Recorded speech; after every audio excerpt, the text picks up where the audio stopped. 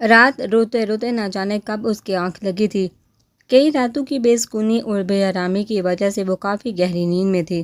کسی کے جھنجھوڑنے پر اس نے اپنی آنکھیں کھولی تو سامنے مستقیم کو پریشان سر لیے کھڑا دیکھا۔ وہ جلدی سے اٹھ بیٹھی۔ حریم جلدی اٹھیے پلیز، ہمیں جانا ہے کہیں۔ وہ اسے آنکھیں کھولتا دیکھا بولا، پر کہاں جانا ہے، وہ بھی اتنی صبح؟ وہ چہرے پر حیرانی لیے بولی، میری گرینڈ ماں کی طبیعت اچانک بہت خراب ہو گئی ہے، ہمیں اسلام آباد جانا ہے، اب پلیز جلدی سے اٹھ کر فریش ہو جائیے، اپنا کچھ ضروری سامان بھی پیک کر لے، پتہ نہیں کتنا وقت لگ جائے وہاں ہمیں۔ وہ جلدی سے اسے بتاتا کوئی اور سوال کا موقع دیے بغیر کمرے سے نکل گیا۔ اس کے جانے کے بعد حریم بھی جلدی سے اٹھی اور فریش ہونے کی نیت سے باتھ روم کی طرف بڑھ گئی۔ 15 منٹ میں فریش ہونے اور اپنا تھوڑا سا ضروری سامان پیک کرنے کے بعد جب وہ باہر لاؤنج میں آئی تو لاؤنج خالی تھا اور کچن سے کھٹر پھٹر کی آوازیں آ رہی تھی۔ شاید مستقیم تھا کچن میں۔ وہ بیگ صوفے پر رکھ کر کچن کی طرف آ گئی۔ سامنے ہی مستقیم کالی پینٹ پر سفید رنگ کی شرٹ پہنے ڈائننگ ٹیبل پر ناشتہ لگا رہا تھا۔ آہٹ پر سامنے دیکھا تو وہ حریم کھڑی انگلیاں مروڑ رہی تھی۔ ہو گئی ریڈی آپ؟ وہ براہ راست اس کی آنکھوں میں دیکھتا ہوا بولا۔ جی، وہ جواب دے کر پھر سے سر جھکا گئی۔ چلیے جلدی سے آ جائیے، پھر ناشتہ کر کے نکلتے ہیں، 2 گھنٹے بعد کی فلائٹ ہے ہمارے اسلام آباد کی۔ وہ کہنے کے ساتھ ساتھ اس کے لیے کرسی نکال گیا تو وہ بھی جھجکتی ہوئی بیٹھ گئی۔ اس کے بیٹھنے کے بعد دونوں نے ناشتہ شروع کیا۔ وہ بریڈ کا ایک سلائس پکڑے تب سے چھوٹے چھوٹے نوالے لے رہی تھی۔ جوس کا گلاس بھی جوں کا تو پڑا تھا۔ آئی ایم سوری، آج آپ کا فرسٹ ڈے تھا اور آج ہی یہ سب ہو گیا۔ مجھے اندازہ نہیں تھا کہ آپ ناشتے میں کیا پسند کرتی ہیں، تو جلدی جلدی میں یہی بنا سکا۔ آپ تھوڑا سا ہی کھا لیں پلیز، اور یہ جوس کا گلاس ختم کریں جلدی۔ اسے لگا کہ شاید وہ ناشتے میں یہ سب پسند نہیں کرتی، اسی لیے صحیح سے نہیں کھا رہی تھی۔ وضاحت دینے لگا، نہیں ایسا کچھ بھی نہیں، میں کھا رہی ہوں۔ وہ کہتی جلدی سے ناشتہ ختم کرنے لگی تو وہ بھی اپنے ناشتے کی طرف متوجہ ہوئی۔ فارغ ہو کر وہ ڈرائیور کے ساتھ ایئرپورٹ روانہ ہو گئے۔ حریم ریلیکس نظر آنے لگی۔ حریم ریلیکس نظر آنے کی بھرپور کوشش کر رہی تھی، پر اندر سے بہت ڈری ہوئی تھی۔ نہ جانے مستقیم کی فیملی کیا ریئیکشن ہوگا۔ ظاہر ان کے بیٹے نے ان کی مرضی اور ان کو بتائے بغیر اپنے سے انتہائی نچلے درجے کی لڑکی سے شادی کر لی تھی، تو ظاہر اب وہ اس لڑکی کو پھولوں کے ہار تو نہیں پہنائیں گے نا۔ شادی جن حالات میں ہوئی اور کس بنیاد پر ہوئی، یہ تو بس وہ دونوں ہی جانتے تھے، مستقیم کی فیملی نہیں۔ وہ ٹھہری ایک مڈل کلاس لڑکی، اور ان امیر لوگوں کے مطابق مڈل کلاس لڑکیاں ہی امیر لڑکوں کو پھنساتی ہیں۔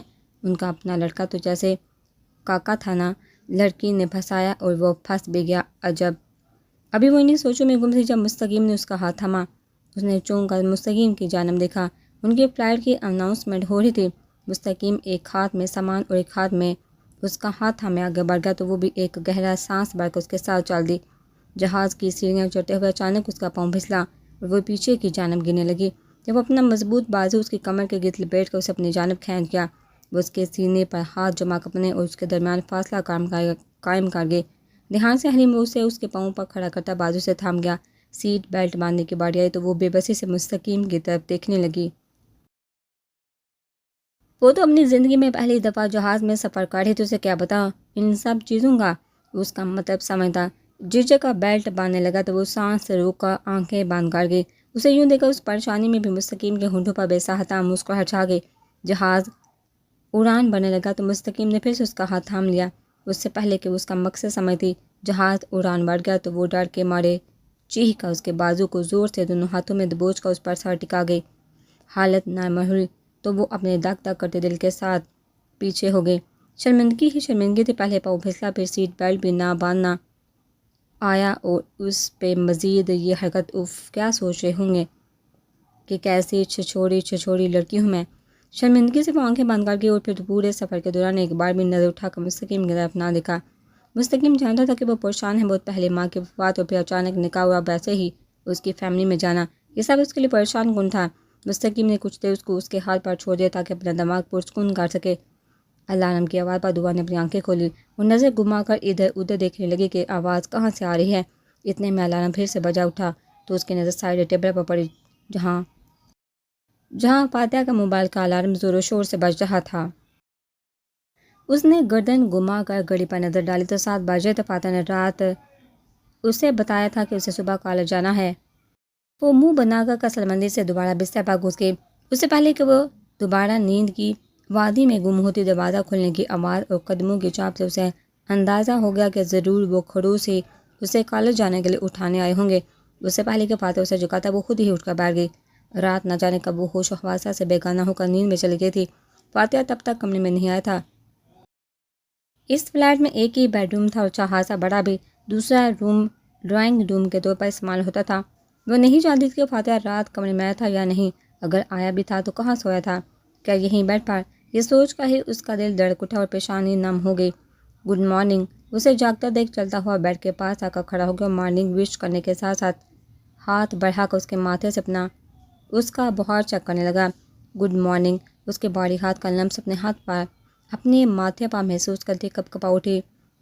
بخار تو نہیں، بالکل بھی۔ اب آپ اٹھ کے فریش ہو جائیے، میں ناشتہ ریڈی کر رہا ہوں، آپ کے کپڑے الماری میں رکھے ہیں اور بیگس ریڈی ٹیبل پر، جلدی سے ریڈی ہو کر آ جائیے، پھر میں آفس جاتے وقت آپ کو چھوڑ دوں گا کالج۔ وہ گہری نظر اس پر ڈالتا ہوا بولا۔ کتنا خوشکن احساس تھا اسے یوں حق سے اپنی ملکیت میں دیکھنا، کتنا سکون تھا محرم کی محبت میں۔ اس نے کب سوچا تھا کہ وہ کسی قیمتی دعا کے طرح اس کی قسمت میں لکھ دی جائے گی۔ اس نے تو کبھی اسے حاصل کرنے کی تمنا بھی نہ کی تھی۔ وہ تو اس کے لیے اس چاند کی طرح تھی جسے دور سے دیکھ کر ہی وہ اپنی آنکھوں کو ٹھنڈک اور قلب کو سکون پہنچاتا۔ وہ چاند آج اس کے دسترس میں تھا تو وہ کتنا بے یقین تھا۔ وہ کیسے اپنے رب کی اس نعمت کا شکریہ ادا کر پاتا؟ ایسا نہیں تھا کہ وہ اسے حاصل نہیں کر سکتا تھا، پر اس نے کبھی ایسی خواہش بھی نہیں کی تھی۔ اس کی نظر میں یہ غلط تھا۔ دعا کے ساتھ کیونکہ وہ اس سے بہت زیادہ چھوٹی تھی، وہ اس پر ظلم نہیں کرنا چاہتا تھا، اور اسے محبت کرنا بھی نہیں چھوڑ سکتا تھا کیونکہ یہ اس کے بس میں ہی نہ تھا۔ محبت کہاں خود کی جاتی ہے، یہ تو بس خود بخود ہو جاتی ہے، آپ کو لگ جاتی ہے کسی لاعلاج مرض کی طرح، اور پھر آپ کو زندہ رہنے کے لیے دوا بھی کرنی پڑتی ہے۔ اور کیا ہوتی ہے محبت کے مریض کی دعا؟ دیدار محبوب۔ ہاں، محبوب کا دیدار ہی فقط اس مرض کی دعا ہے، پر پھر بھی یہ مرض بڑھتا ہی چلا جاتا ہے اور ہماری روح سے چپک جاتا ہے۔ عشق بیل کی طرح ہوتا ہے، اس کا محبوب اس کے سامنے تھا، اس کے پاس، اور محبوبی وجہ سے اس کا محرم بنا دیا گیا تھا۔ بھلا اور کیا چاہیے تھا اسے، پر کس چیز کی کمی رہ گئی تھی اس کی زندگی میں؟ پر پھر بھی کچھ تو تھا جو ادھورا تھا۔ کون سا ادھورا پن رہ گیا تھا زندگی میں؟ ہاں، ماں باپ کی محبت، یہی اس کی زندگی کا وہ حلا تھا جو کبھی پور نہ ہوا تھا، اور نہ ہی آگے کوئی امکان تھے اس حلا کے پور ہونے کے۔ نکاح کے وقت وہ نہ چاہتے ہوئے بھی اپنے باپ کو شامل کر گیا تھا، چاہے وہ جتنا مرضی نفرت کا پرچار کرتا، پر وہ اس کا باپ تھا جس سے اس نے بے پناہ محبت کی تھی۔ وہ آئے، اس کے نکاح میں شامل ہوئے اور خوشحال زندگی کی دعائیں دیتے رخصت ہو گئے، اور جس ایک پل کے لیے اس کے سینے سے لگے کتنا سکون تھا، اس ایک پل میں فاتحہ نے اپنا سر جھٹکا۔ آپ کالج نہیں جائیں گے کیا؟ وہ خوف زدہ نظروں سے اس کی طرف دیکھتی پوچھنے لگی۔ وہ بہت ڈری ہوئی تھی۔ اگر کالج میں کسی کو پتہ چل گیا تو آپ شاید بھول رہی ہیں، تو میں یاد دلا دیتا ہوں کہ میں پہلے 2 لیکچرز کے بعد کالج آتا ہوں۔ اس کے کہنے پر وہ سر ہلا کے ساتھ تھوڑا حوصلہ بھی ہوا کہ وہ آئے گا کالج۔ فاتحہ نے اس کے حسین چہرے پر نظریں گاڑی، اس کی نظروں سے پریشان ہوتی اب تک وہیں بیٹھی تھی۔ فاتحہ نے تھوڑا جھک کر اس کا ہاتھ پکڑ کر اسے اٹھایا اور اس کا رخ باتھ روم کی طرف کیا۔ وہ اپنا ہاتھ چھڑواتی تیزی سے باتھ روم میں داخل ہو کر دروازہ زور سے بند کر کے تو وہ بھی مسکرا کر سر جھٹکتا کچن کی طرف بڑھ گیا۔ اس کے ساتھ جانے پر ڈر تھے کسی نے دیکھ لیا تو شک کرے گا کہ وہ فاتحہ سر کے ساتھ کیوں آئی۔ انہوں نے سوچا کہ فاتحہ کو کہہ دے اسے ڈرائیور کے ساتھ بھیج دے، تو اسے مخاطب کرنے کے لیے بھی کافی ہمت درکار تھی جس کا دعا میں فقدان تھا۔ ناشتے کے دوران بھی وہ پریشان تھی، بار بار اس کی طرف دیکھ رہی تھی، پر جب بھی فاتحہ کی نظر اس پر اٹھتی تو وہ جلدی سے اپنا سر جھکا کر ناشتے میں مگن نظر آنے کی کوشش کرنے لگتی۔ اس کی یہ حرکتیں فاتحہ دیکھ بھی رہا تھا اور سمجھ بھی رہا تھا، پر چپ رہا۔ وہ چاہتا تھا کہ وہ خود سے مخاطب کر اس کی یہ جھجک ختم ہو، پر وہ ایک لفظ بھی نہ بولی۔ فاتحہ نے اس کے لیے فرنٹ دروازہ کھولا تو وہ جو پیچھے بیٹھنے کا سوچ رہی تھی لاچار آگے ہی بیٹھ گئی، پر اس کی ہمت بس یہاں تک ہی تھی۔ فاتحہ کے بیٹھے دعا نے رونا شروع کر دیا۔ اسے یوں ایک دم روتا دیکھ پریشان ہو گیا۔ واٹ ہیپن دعا؟ وہ اس کی طرف رخ کرتا ہوا بولا تو وہ اور رونے لگی۔ سب مجھے آپ کے ساتھ ایسے آتا دیکھیں گے تو ان کو سب کچھ پتہ چل جائے گا۔ وہ آنکھیں رگڑتی بولی تو فاتحہ گہرا سانس بھر کے رہ گیا۔ اس کی کانچ سی ہری آنکھوں کو سرخ پڑتا دیکھ وہ بے چین ہوا تھا۔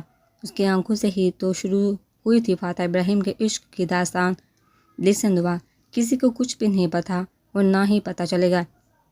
اس گاڑی کی کھڑکیاں ایسی ہیں کہ باہر سے کوئی اندر کا منظر نہیں دیکھ سکتا، اور دوسری بات، میں آپ کا اور اپنا رشتہ دنیا کی نظر سے چھپا کر نہیں رکھنا چاہتا، پر میں چاہتا ہوں کہ پہلے آپ سکون سے اپنا یہ سال پورا کر لیں۔ میں نہیں چاہتا پڑھائی کے دوران آپ کو کوئی بھی ایسی بات سننے کو ملے جس سے آپ پریشان ہوں اور آپ کا دھیان پڑھائی سے ہٹے۔ سمجھ رہی ہیں آپ؟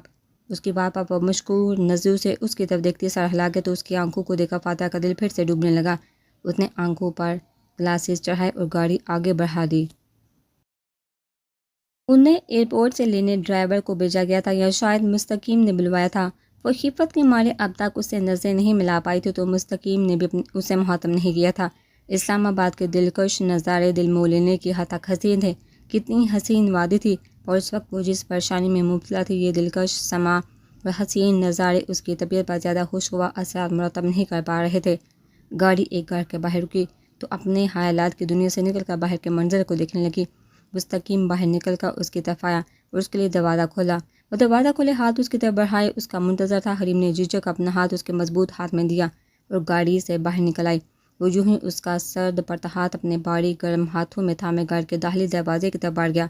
یہ ایک چھوٹا سا مگر نہایت ہی خوبصورت گھر تھا، جس کی چھت ڈلوان دار تھی۔ لکڑی اور شیشے کا بنا یہ خوبصورت ترین گھر حریم کو کسی خواب جیسا ہی لگا۔ اس کا ہاتھ تھامے آگے بڑھتا جا رہا تھا، جبکہ وہ ادھر ادھر نظر گھماتی گھر کی خوبصورتی دیکھنے میں مگن تھی۔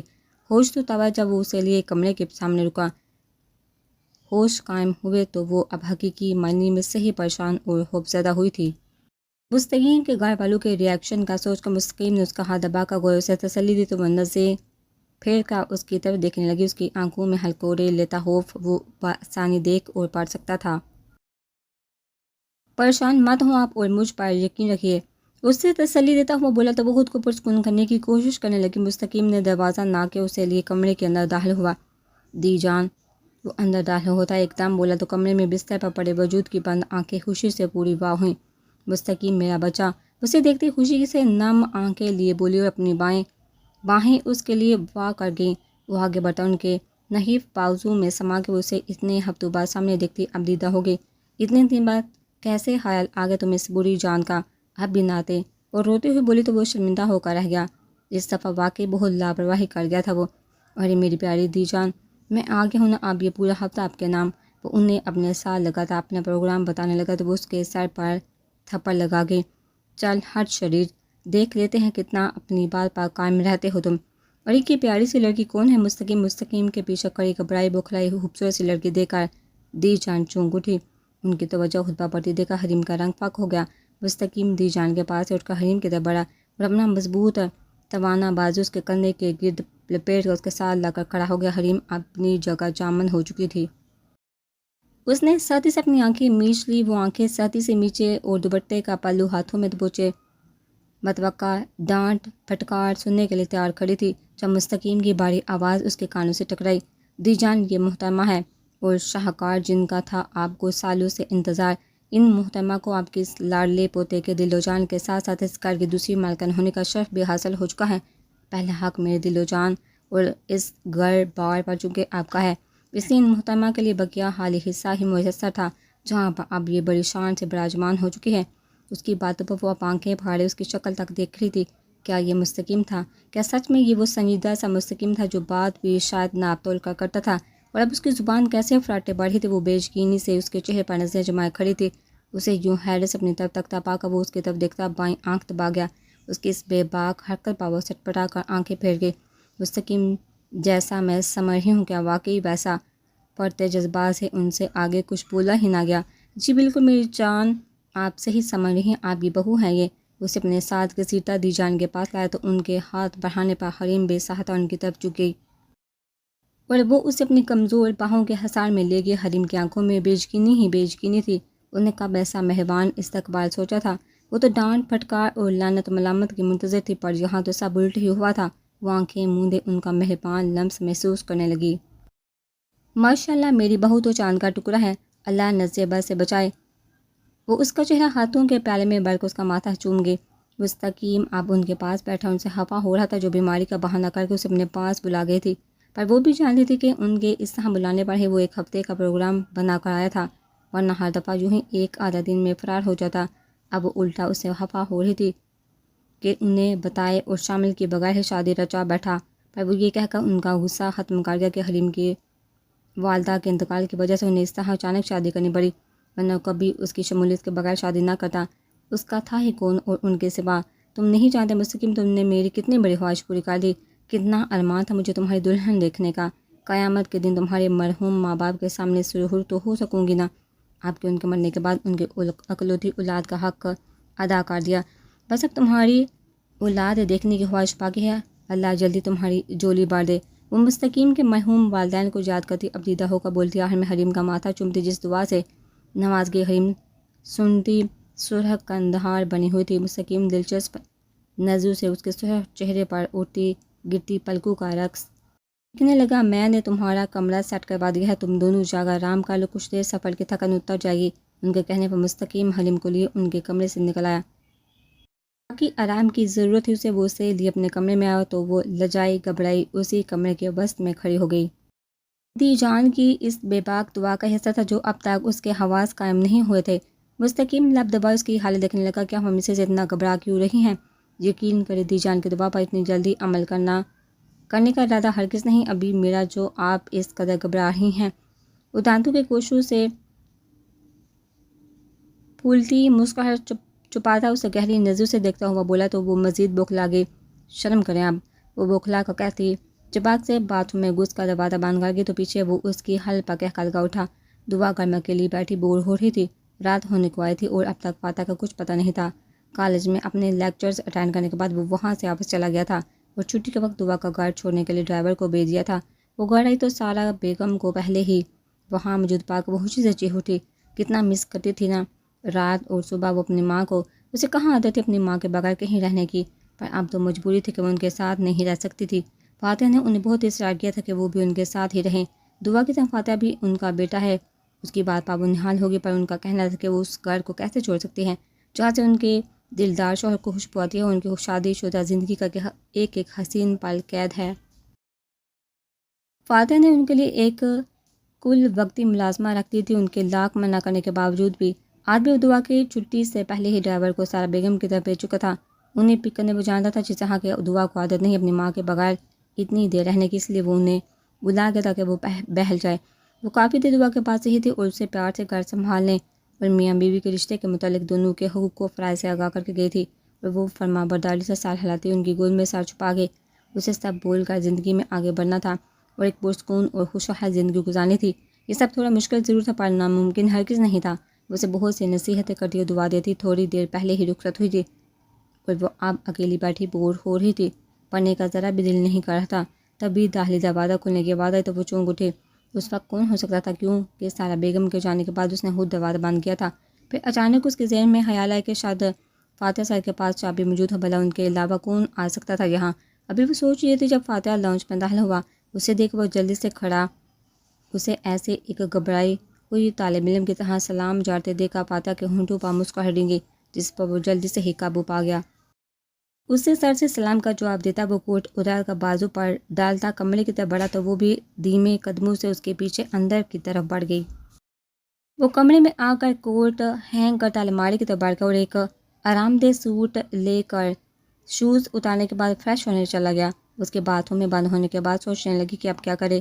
ماما نے اسے کہا تھا کہ اچھی بیوی اور شوہر کے گھر آنے کے بعد ان کی ضرورت کی چیزیں انہیں پیش کرتی ہیں، کھانے پینے کا پوچھتی ہیں، اور یہ سب باتیں پھر سے یاد کرتی سوچ میں پڑ گئی کہ کپڑے تو وہ خود نکال کر لے گے اپنے، اب وہ کیا کرے۔ کھانا اسے تھوڑا بہت بنانا تو آتا تھا پر اسے سمجھ نہیں آ رہی تھی کہ کیا بنائے، اس لیے کچھ بنایا بھی نہیں تھا۔ وہ چائے لانے کا سوچتی کچن کی طرف بڑھ گئی۔ چائے بنا کر کمرے میں واپس آئی تو فاتح بھی فریش ہو آ چکا تھا اور اب شیشے کے سامنے کھڑا اپنے گیلے بالوں میں برش چلا رہا تھا۔ اسے ایک نظر دیکھا آگے بڑی اور چائے کا کپ سائڈ ٹیبل پر رکھ دیا۔ آپ کی چائے، اس کی میٹھی آواز پر وہ پیچھے مڑ کر اس کے طرف جانب دیکھنے لگا جو چائے کا کپ سائڈ ٹیبل پر کے پاس کھڑی اپنے بالوں کے آوارہ لٹ کو کان کے پیچھے ارس رہی تھی۔ اس کی بیویانہ قسم کی خدمات پر وہ متاثر ہوتا آبرو اچکا، اسے کہاں اس چھوٹی سی گڑیا سے اتنی عقل مندی کی امید تھی۔ وہ اپنے ننھے پاؤں قالین پر درتا بیڈ کے پاس آیا، اس کے قریب جھکتا سر ٹیبل سے چائے کا کپ اٹھا گیا۔ اس کے پیچھے ہونے پر وہ دھڑکتے دل کے ساتھ پیچھے ہٹ گئی اور سائڈ پر رکھے فاتح کے جوتے کے پاس گئی اور پکڑتے اس کا جوتا صاف کرنے لگی۔ بیڈ پر بیٹھ کر چائے پیتے فاتح کی نظر اس پر پڑی تو شدید حیران ہوا۔ یہ آپ کیا کر رہی ہیں؟ وہ ساتھ حیرت زدہ تھا اس کی سمجھ سے۔ میں آپ کے جوتے صاف کر رہی ہوں، اس نے نظریں جھکاتے ہوئے اپنی عظیم معصومیت سے جواب دیا۔ پر کیوں؟ اور آپ کو کس نے بولا ایسا کرنے کے لیے؟ خبردار، آئندہ آپ نے اگر میرے جوتوں کو ہاتھ لگایا، اس نے سختی سے خبردار کیا۔ اس کی اونچی آواز پر اس کی آنکھوں میں موٹے موٹے آنسو آ گئے۔ وہ ہاتھ دھو کر آئی اور کمرے سے نکلنے لگی۔ اب کہاں جا رہی ہیں آپ؟ انہیں پیچھے سے آواز دے کر پوچھا۔ وہ میں کھانا بنانے۔